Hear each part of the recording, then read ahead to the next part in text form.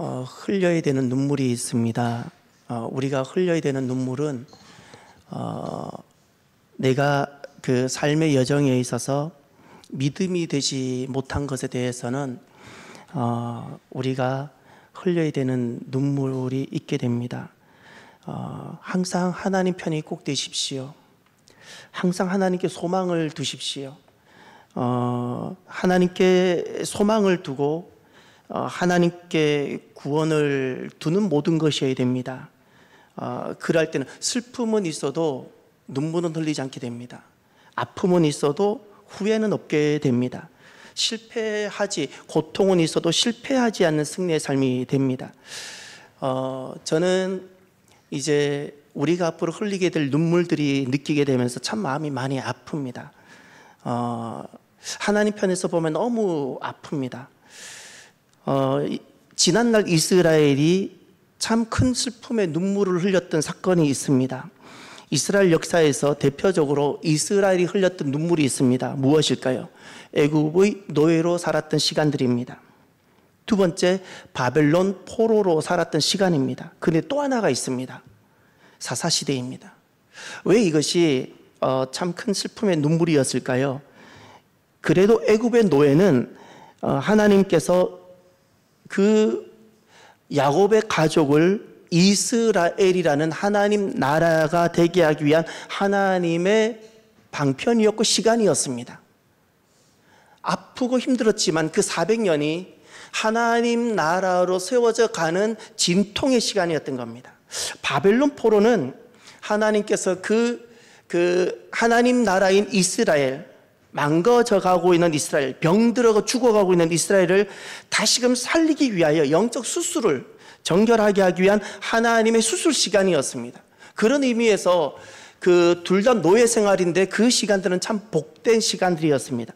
슬픔이었지만 참 복된 시간인데 사사시대는 그럼 왜 슬픔일까요? 우리가 지금 사사기를 보고 있습니다. 사사시대는 왜 아픔이고 눈물일까요? 먼저 사사시대가 보여주고 있는 영적 틀이 있습니다. 이것이 고통과 참 슬픔으로 다가옵니다. 먼저 그 틀을 보기 위해서 성경을 한번 보십시오. 지난주 수요 본문을 먼저 보세요. 7절을 보세요. 지난주 본문과 오늘 본문이 똑같은 사사기 전체가 이 구조로 되어져 있습니다. 7절을 보세요. 거기 이스라엘 자손이 여호와의 목전에 무엇을 행하여? 악을 행하였죠. 그것이 첫 번째입니다. 1번이 악입니다. 2번을 보세요. 8절에 보면 여호와의 진노가 나오고, 그리고 그 8절 끝에 보면 그들이 그 메소포타미아 왕을 섬기는 노예가 되는 삶이 나오죠. 거기다가 8절 옆에다가 이 고난이라 적어놓으시고, 고난. 그리고 9절에 가면 그들이 부르짖죠. 3, 부르짖음. 그래 9절 중반절에 가면 하나님께서 그 부르짖음을 들으시고 한 구원자를 세워 그들을 구원하게 하시니 구원이 나오죠. 그것이 4, 구원. 그리고 11절을 가십시오. 그 땅에 평온한지 평온이 나오죠. 5, 평온. 요겁니다. 그러면 또다시 오늘 본문으로 들어가 보십시오. 12절. 이스라엘 자손이 또 여호와의 목전에 악을 행하니라. 악이 나오죠. 첫 번째 악. 이 두 번째 가보십시오. 그랬던 12절 중반절에 그 모압 왕이 일어나서 이스라엘을 대적하게 하심에라는, 대적하게, 이게 고난입니다. 이 고난. 예, 그래서 14절까지 가보십시오. 그들이 모압 왕을 섬기는 일이 일어나게 됩니다. 3, 그리고 15절을 가보십시오. 3, 그리고 부르짖음이 나오죠. 이게 세 번째 부르짖음.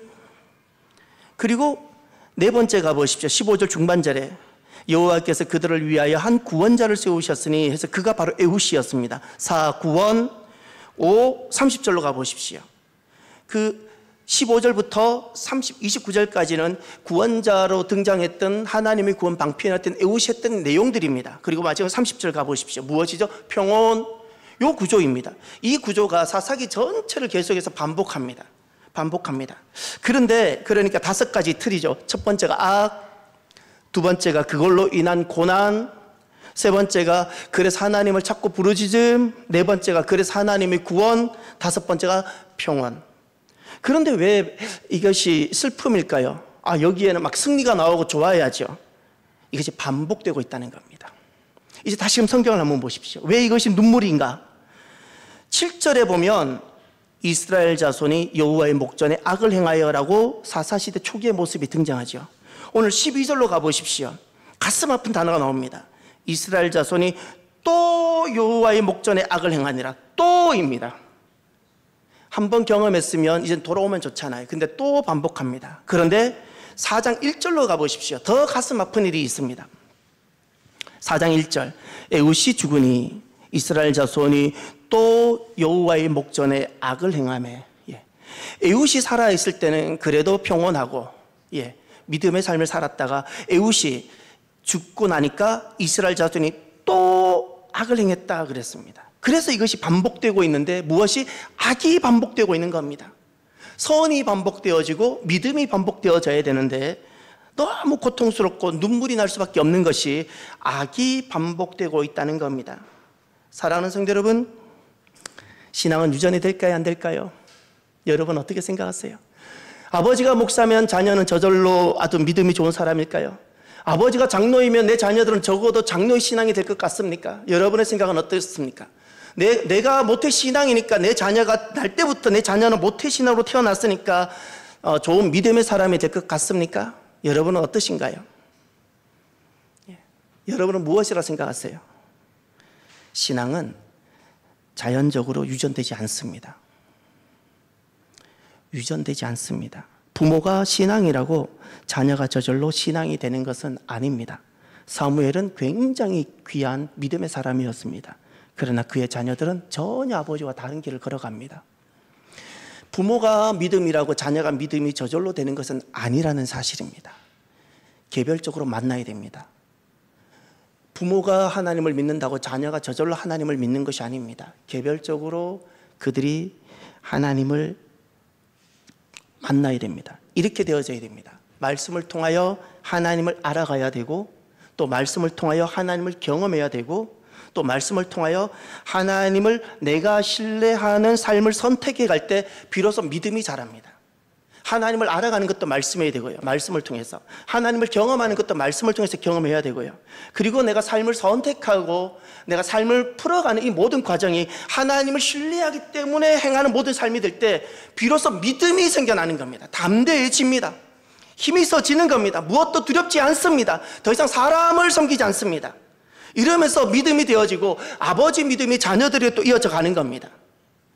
그래서 우리가 개인적인 믿음의 삶에 있어서 영적 성장에 있어서 정말 중요한 것이 두 가지가 있는데, 하나가 하나님을 섬기는 예배이고요, 또 하나가 하나님을 알아가는 양육이라는 겁니다. 그 양육은 철저하게 말씀을 통해서만 가능합니다. 이 말씀이, 하나님을 알아가는 말씀이 있지 않고는 그가 모태신앙이든 그가 목사 자녀이든 전혀 믿음이 자라나지 않습니다. 전혀 믿음과 관련 없는 삶을 살아갑니다. 모태신앙인데 믿음과 관련 없는 선택을 알아갑니다. 왜죠? 하나님을 알아가는 과정이 생략되어 있기 때문에 그렇습니다. 하나님을 알지 못합니다. 나는 하나님을 잘 아노라 하면서 선택을 하지만 놀랍게도 그것은 하나님과 일치된 삶이 아닙니다. 그래서 부모가 자녀들에게 물려줄 수 있는 많은 좋은 것들이 있습니다. 물질도 있을 수 있습니다. 부모에게는 좋은 삶의 인격도 줄 수 있습니다. 삶의 지혜도 줄 수 있습니다. 그러나 진짜 부모가 자녀에게 줄 수 있는 최고의 것은 바로 하나님인 줄 믿으시기를 바랍니다.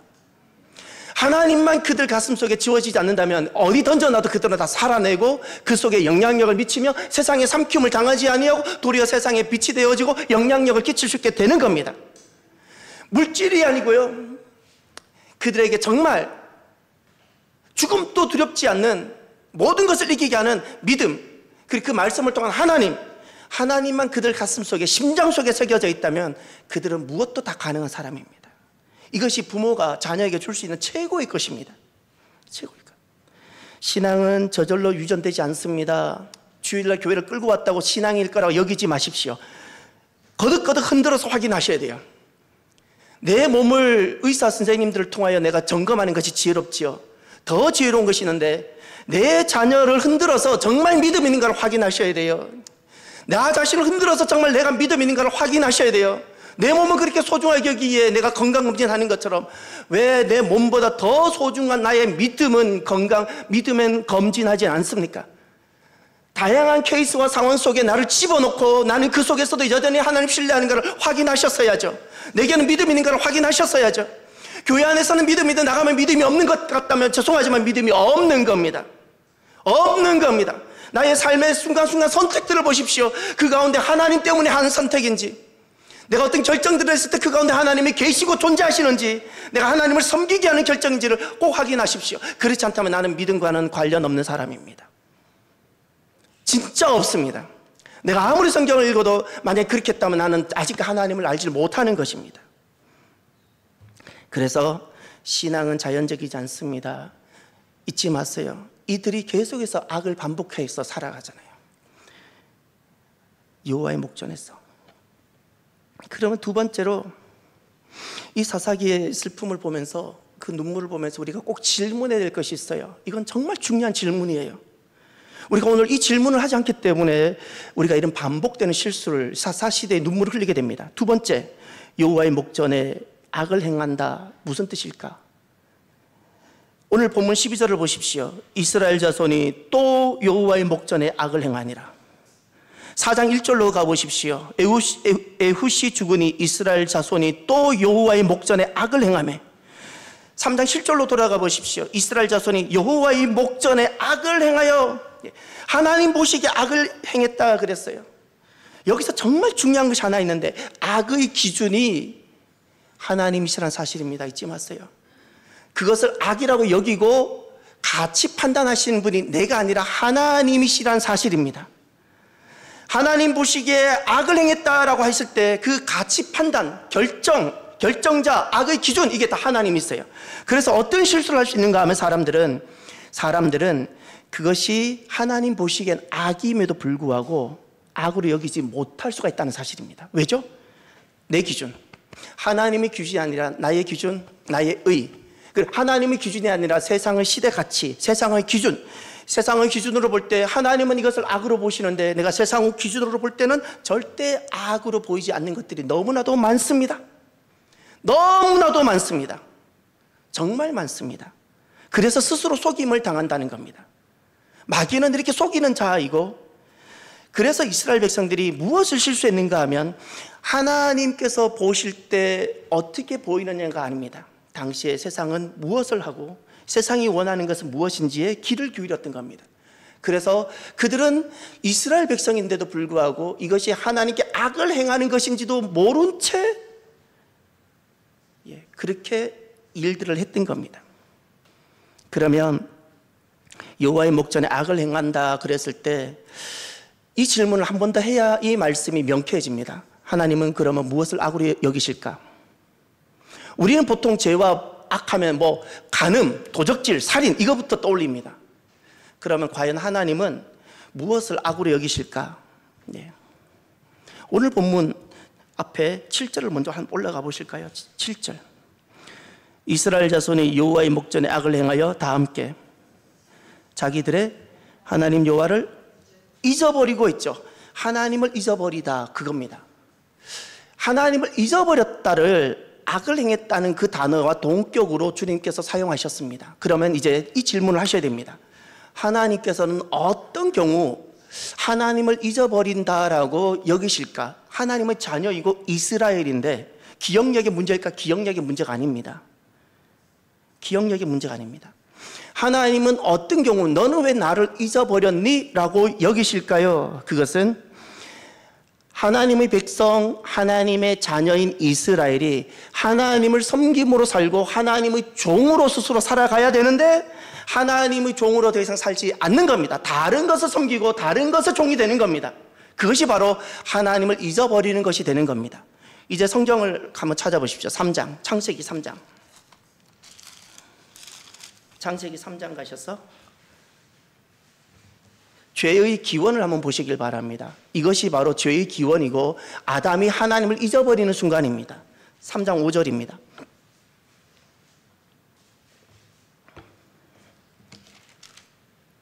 너희가 그것을 먹는 날에는 너희 눈이 밝아져 다 함께 하나님과 같이 되어 선악을 알 줄 하나님이 아심이라. 하나님과 같이 되다, 이것이 뱀의 꾀임, 마귀의 속임이었습니다. 다시 말해서 더 이상 하나님 섬기지 말라는 겁니다. 핵심이 그겁니다. 너가 왕이 되고 더 이상 하나님의 종노릇 하지 말고 하나님을 섬기는 구차한 이런 신앙의 삶을 살아가지 말라는 겁니다. 너가 원하는 마음껏 너가 원하는 대로 살라는 겁니다. 너가 원하는 대로 너가 결정하고 자기 주도적인 삶으로 너가 살라는 겁니다. 더 이상 하나님 말씀 같은 거 듣지 말라는 겁니다. 너가 왕이 되어라는 겁니다. 이것이 바로 죄의 시작이었고 기원이고 뿌리입니다. 이것을 영적 교만이라고 말하는데 핵심은 그겁니다. 하나님의 백성이, 아담이 더 이상 하나님을 섬기지 않는 겁니다. 하나님이 종됨으로 살아가는 것을 구차하게 생각하는 겁니다. 다른 것을 섬기기 시작하는 겁니다. 역대하 12장으로 가보십시오. 역대하 12장 구약성경 670면 한번 그 12장을 잠깐만 보겠습니다. 거기 가면 어떤 말씀이 나오냐면 1절 르호보암 때입니다. 솔로몬 이후 남북이 분열되고 나서 남유다의 왕의 르호보암 때입니다. 12장 1절 르호보암의 나라가 견고하고 세력이 강해짐에 다 함께 그가 여호와의 율법을 버리니 온 이스라엘이 본받은지라. 잘 되는 것이 잘됨으로 하나님께 더 나아간다면 그것이 복인데 내가 지금 잘 되는 것이 그 잘됨으로 인하여 하나님을 잊어버리거나 율법을 버리거나 말씀을 떠나는 것이라면 그것이 도리어 저주입니다. 차라리 잘 안 되는 것이 낫습니다. 더 놀라운 것은 지도자라는 것은 이런 겁니다. 영향력이라는 겁니다. 지도자는 다른 말로 바꾸면 영향을 미치는 자입니다. 적어도 저는 이런 겁니다. 여러분의 목사가 누구인가에 따라 참사랑이라 이름하는 공동체는 영향을 끼치게 되는 존재입니다. 이런 겁니다. 이 나라의 지도자는 이 나라에 영향을 끼치는 자이고 가정의 지도자는 가정에 영향을 끼치는 사람입니다. 르호보암은 이 나라의 지도자였는데 르호보암이 하나님을 버리고 말씀을 버렸더니 이스라엘이 본을 받았다 그랬죠. 그렇게 영향력을 끼치는 사람이기에 지도자가 누구인가, 리더가 누구인가가 너무너무 중요합니다. 내가 밥을 먹는 것보다 더 중요하고요. 내가 지금 당장 잘 사는 것보다 더 중요합니다. 그 나라의 리더가 누군가에 따라 실은 그 밑에 영향력을 실제로 받습니다. 그 영향력을 거스르면 스스로 살아갈 수 있는 사람이 있는가 하면 그 영향력에 영향을 받아서 무너지고 망하는 사람들이 너무나도 많기 때문에 그렇습니다. 그런데 이제 르호보암 시대에 이런 일이 르호보암이 했습니다. 그랬더니 5절을 보십시오. 선지자가 이제 하는 말씀이 중반절에 보세요. 선지자 스마야가 르호보암과 방백들에게 나와 이르되 여호와께서 이같이 말씀하시기를 너희가 나를 버렸으므로 나도 너희를 버려 시삭의 손에 넘겼노라. 너희가 나를 버렸다 그러지요. 하나님 백성들이 더 이상 하나님을 섬기는 것을 기뻐하지 않았을 때 하나님 종으로 살지 않는 순간을 하나님을 버리다, 하나님을 잊어버렸다라고 그렇게 하나님은 말씀하시는 겁니다. 그랬을 때 이제 내용은 나머지 좀 읽어보십시오. 그랬을 때 막 사람들이 겸비하며 회개하는 일들이 일어납니다. 그러나 8절을 보십시오. 8절을 보시면 오늘 바로 교훈이 그겁니다. 그러나 그들이 시삭의 종이 되어 나를 섬기는 것과 세상 나라를 섬기는 것이 어떠한지를 알게 되리라 하셨더라. 거기 밑줄 쳐두세요. 그들이 시삭의 종이 되어, 그 부분입니다. 이스라엘 백성인데 북이스라엘도 아닙니다. 남유다입니다. 남유다는 다윗의 영성이 그대로 계승되어진 겁니다. 북이스라엘은 세상의 영성을 따라간 하나님 백성들이라면, 세속화된 하나님의 백성이라면, 남유다는 그래도 순수하게 그 순전한 믿음을 지켜가기로 결정한 사람들인데 그들이 시삭의 종이 되어 살아가는 그 삶을 선택했던 겁니다. 그래서 주님께서 경고를, 말씀을 이렇게 하셨습니다. 시삭의 종이 되어, 그들이 절대 하나님을 떠나진 않을 겁니다. 시삭의 종이 되어 하나님을 섬기는 것과 시삭의 종이 되어 세상을 섬기는 이것이 얼마나 고통스러운지 알게 될 거라는 겁니다. 그래서 이것이 눈물이었던 겁니다. 눈물. 사랑하는 성도 여러분, 악이란 돌아보면 이런 겁니다.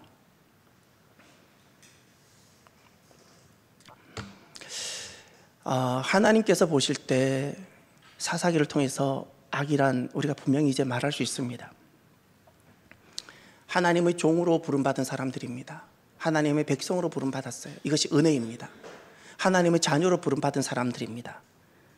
그것을 구약에는 이스라엘이라 부르고 신약에서는 에클레시아, 교회라 불렀습니다. 그런데 그 이스라엘과 에클레시아가 더 이상 하나님을 섬기는 삶을 결정하지 않는다는 겁니다. 이것이 악입니다.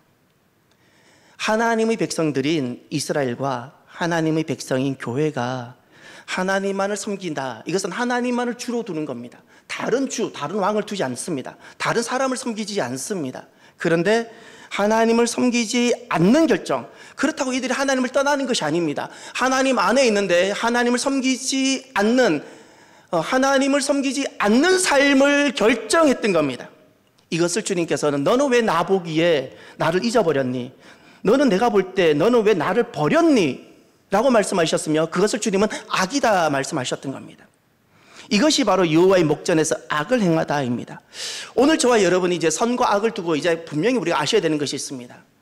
선이라는 것은 내가 남에게 좀 더 하나 어려운 사람의 뭘 돕는 것이 선이 아니고, 악이라는 것은 내가 칼을 들고 흉폭한 일을 해야 악이 아니라, 무엇이 선인가? 하나님의 백성으로서 하나님을 섬겨가는 그 삶이 선이고, 무엇이 악인가? 하나님의 백성인데 세상이 두렵거나 내가 때로는 속아서 하나님을 섬기는 그 삶을 내가 결정하지 않는 것이 바로 악이라는 사실을 이제 우리가 선과 악을 분명히 알았으면 좋겠습니다. 그럼 세 번째, 사사기의 눈물을 보면 그 결과가 바로 고난입니다. 고난. 하나님 그 목전에서 악을 행하면 바로 이어지는 것이 고난입니다. 이제 오늘 본문으로 한번 돌아가 보시겠습니까? 12절 한번 가보시겠어요? 12절 중반절. 이스라엘 자손이 여호와의 목전에 악을 행함으로 여호와께서 모압 왕 에글론을 강성하게 하사 그들을 대적하게 하심에, 에글론이 암몬과 아말렉 자손을 모아 가지고 와서 이스라엘을 쳐서 종려나무 성읍 점령한지라. 종려나무 성읍이 여리고입니다. 아무튼 점령한지라. 14절 다 같이 읽어볼까요? 이에 이스라엘 자손이 모압 왕 에글론을 18해 동안 섬기니라. 아멘. 여러분 이제 지리를 한번 생각해 보십시오. 모압은 위치가 어디 있죠? 모압은 여메가 아래쪽에 있고 요단강이 직선거리로 100km가 발달되어 있고 그 위에 갈릴리 바다가 있습니다. 갈릴리 바다, 여메 소금 바다가 있고 사이에 요단강이 있는데, 모압은 어디쯤 있을까요? 모압은 저기 요단강 서편 쪽에 있나요? 동편 쪽에 있나요? 1번, 2번 어딘가요? 2번입니다. 요단강 동편. 그러면 요단강 동편에 갈릴리 쪽을 1번, 요단강 쪽에 2번, 여메 쪽에 3번이라면 모압은 1번, 2번, 3번쯤 어디쯤 있을까요? 이야, 3번입니다. 여메라는 바다 그 동편 쪽에 모압이라는 그 종족이 있었습니다. 그러니 지금 이 모압이 무슨 성을 쳤다고요? 점령했다고요? 종려나무라 그래요. 종려나무 성읍이라 그랬죠. 여리고입니다. 모압에서 요단강을 딱 건너면 여메, 세계 지리에서 사해라 나오는 그 사해 제일 위쪽에 강을 건너자마자 만나는 도시가 여리고인 겁니다. 그 모압에서 뭐 이렇게 아말렉이나 이런 사람들을 모아가지고, 암몬은 조금 위쪽에 있는 2번에 있는 사람들입니다. 2번 쪽에 살고 있었고 모압은 3번에 살고 있었는데, 그 남방에 있던 아말렉을 데리고 와서 요단강을 건너서 점령했던 곳이 어디라고요? 예, 여리고 이렇게 되는 겁니다. 이런 어떤 지리적 배경이 있습니다. 저기 그 고난이란 도대체 무엇일까요? 내가 병이 좀 들고 가난해지만 고난일까요? 그렇지 않습니다. 그러면 사도 바울은 굉장히 비참하고 슬픈 인생입니다. 결혼을 했나요? 돈이 많았나요? 집이 있었나요? 아무것도 없었잖아요. 근데 사도 바울은 굉장히 부유한 사람이었습니다. 고난은 내가 돈이 없거나 가난해지는 것이 고난이 아닙니다. 고난은 이것입니다. 사람의 종이 되는 겁니다. 여기 보면 14절에 가면 이에 이스라엘 자손이 모압 왕 에글론을 18해 18년 동안 섬기니라 그랬죠. 하나님의 백성이 하나님을 섬기지 못하고 사람의 종이 되어서 사람을 섬기는 것이 고난인 겁니다. 그를 섬기며 그의 영향력 아래 들어가서 그의 악한 손 아래에서 고통받는 것이 바로 고난이고, 이것을 영적 노예라 부르는 겁니다. 영적 노예가 되어서 살아가는 것이 바로 고난인 겁니다. 믿음이라는 것은 다른 말로 바꾸면 자유입니다. 하나님의 종이 되어서 하나님께 매이고 하나님의 사람이 되어서 살아갈 때는 그것이 광야일지라도 자유이고 예루살렘일지라도 기쁨이고 어디에서도 만족스러운 거예요. 할렐루야. 그런데 하나님의 사람들이 하나님을 섬기기를 떠나서 사람을 섬기기 시작하면 그 사람이 갖고 있는 그 악의 영향력 아래 들어가면서 이제 고통을 받기 시작하는 거예요. 노예가 되는 겁니다. 노예. 자유란 하나님과 성경 안에서만 존재하는 개념입니다. 그냥 자유롭다가 아닙니다. 물고기는 물 안에 있을 때만이 자유롭지 물고기가 하늘을 나는 꿈을 꿀 수 없는 겁니다. 자유라는 것은 하나님 안에서만 가능한 존재가 가능한 단어입니다. 그래서 민주주의 안에 진짜 자유라는 단어가 뗄 수 없는 이유가 신앙적 자유가 보장되지 않는 곳은 자유가 없기 때문에 그렇습니다. 그 르호보암을 아까 기억하시죠? 르호보암 역대하 그 말씀. 거기 보면 시삭의 종이 된다 그랬잖아요. 시삭의 종이 되어 시삭의 종으로서 살아가는 겁니다. 누가? 이스라엘이, 하나님 백성들이. 가끔 이런 이제 도전들을 받을 겁니다. 민주주의는 종교의 자유가 있어야 된다. 그 말이 굉장히 옳은 말 같죠? 틀렸습니다. 왜 종교의 자유가 있는 것이 틀렸을까요?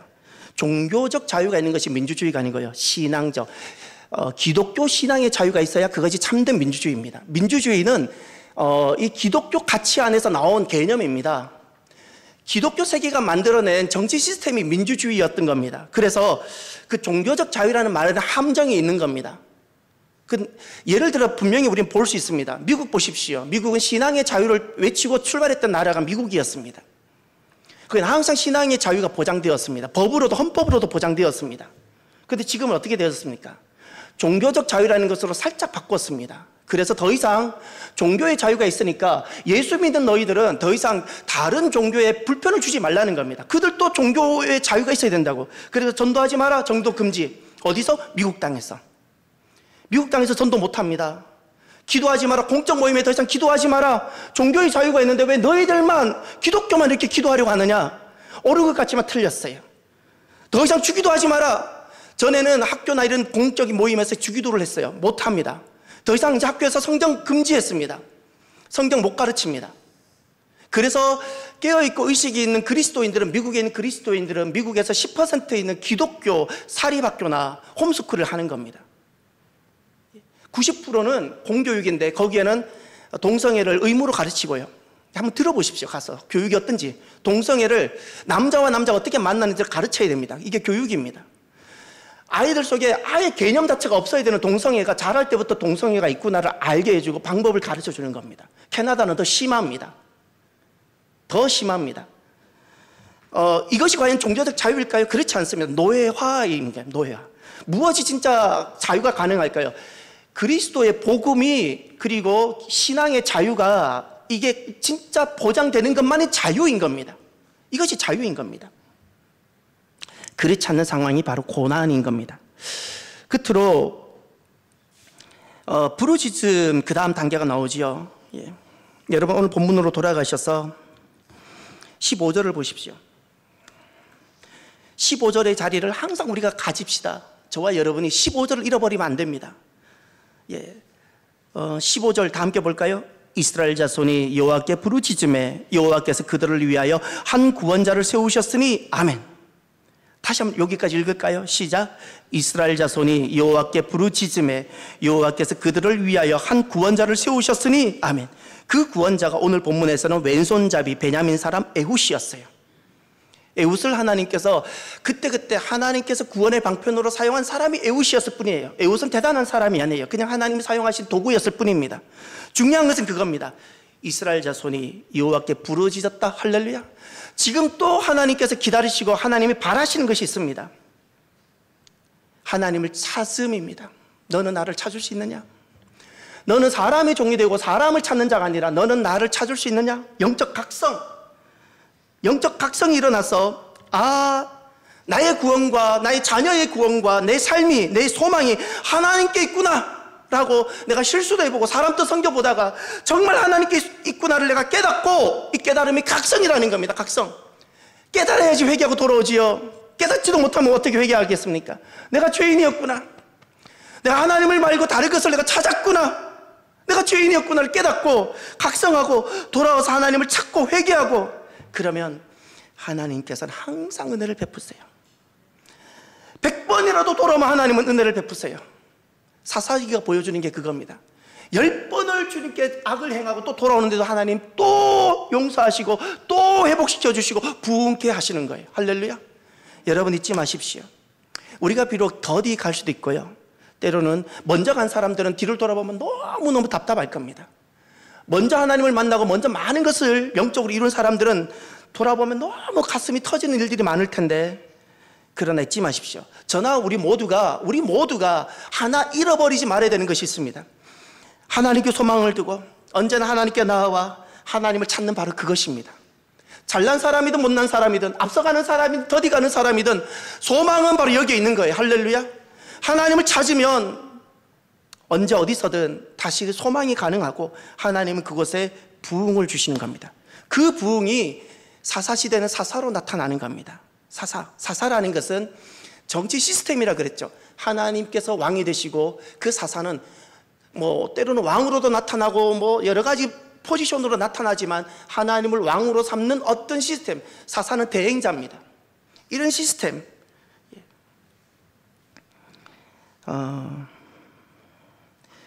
거기 보면 오늘 30절 한번 보실까요? 30절. 그날에 모압이 이스라엘 수하에 굴복함에 그 땅이 80년 동안 평온하였더라. 아멘. 두 동사가 보입니까? 하나님께 나아와 부르짖으면, 각성하고 회개하고 하나님을 찾으면 하나님께서 하나님의 방편, 하나님의 방법으로 우리를 구원하시고 부흥을 주시는데 그 결과를 보세요. 굴복하다 그랬죠. 문제가 해결되어지고 자유라고 제가 적어놓았죠. 자유. 모압이 굴복했다는 것은 비로소 자유하게 됐다는 뜻입니다. 할렐루야. 이 자유라는 것은 내 마음대로 돌아다닌다는 뜻이 아닙니다. 신앙적 자유입니다. 이스라엘 백성들이 하나님을 섬기기로 결정하게 되었다는 뜻입니다. 더 이상 모압 왕 에글론을 섬기는 것이 아니라 하나님을 섬기기로 작정한 것이 자유입니다. 이 일이 일어났고, 그리고 두 번째, 평온이라 그랬죠. 사람은 언제 샬롬을 경험하게 될까요? 아무리 몸을 위해 보십시오, 아무리 재물을 많이 가져보십시오, 샬롬은 없습니다. 절대 없습니다. 아무리 지금 내 계획들이 잘 진행되어 보십시오, 샬롬은 없습니다. 하나님 안에만 샬롬이 있습니다. 하나님 안에만입니다. 우리가 부르짖으면, 우리가 때로는 더디어서 넘어질지라도 또다시 일어나서 내가 각성하고, 하나님 제가 잘못했습니다. 하나님께 소망이 있는데, 내가 항상 하나님을 찾았어야 되는데, 한국 역사만 봐도 우리가 어떻게 결정해야 되는지 아는데 하나님 우리가 잘못했습니다 깨닫고 우리가 하나님을 찾고 돌아오면 하나님께서는 너 그때 왜 그랬니? 안 물으시고요, 품어주시고 용서해 주세요.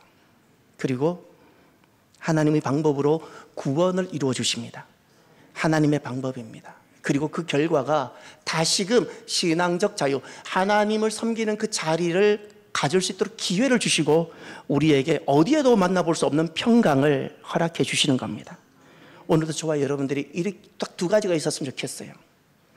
사사시대 슬픔을 보면서 한 가지가, 하나님을 섬기는 자유를 잃어버리지 않는, 내가 하나님을 섬기는 자유자로 살아가고요, 하나님 안에만 있는 그 평강이 내 안에 있는 저와 여러분의 되기를 주의 이름으로 축원합니다. 기도합시다. 잘 산다는 것은 돈을 많이 가지거나 건강하다는 뜻이 아닙니다. 신앙적 자유가 있어야 잘 사는 것이고, 하나님 섬기는 것이 잘 사는 것이고, 평안한 것이 잘 사는 겁니다. 오늘 저와 여러분들이 잘 사는 사람이 되기를 이 시간 한번 기도하고요, 이 나라가 잘 사는 나라가 되도록 기도해 주시길 바랍니다. 기도합시다. 할렐루야. 하나님 아버지 참으로 감사합니다. 하나님 정말 웰빙, 잘 사는 존재, 웰빙, 잘 사는 존재, 잘 먹어서 웰빙이 아니라, 많은 것을 가져서 웰빙이 아니라, 부유해서 웰빙이 아니라, 정말 하나님을 섬기는 신앙적 자유가 있고, 하나님 아버지 참으로 하나님 안에만 있는 평강을 누림으로 하나님 아버지 웰빙 잘 사는 존재들이 주여 되게 하여 주옵소서. 하나님 이 땅에는 눈물을 주님께서 긍휼히 여겨주시고, 하나님 우리가 주님께 돌아와 주님을 찾으며 부르짖는 하나님을 찾는 역사들이 있기를 원합니다. 하나님 역사하여 주옵소서. 하나님 이 땅을 긍휼히 여겨주시고, 하나님 아버지 믿음의 사람들, 하나님의 사람들이 참되게, 정말 참되게 믿음을 지켜가게 하여 주옵소서.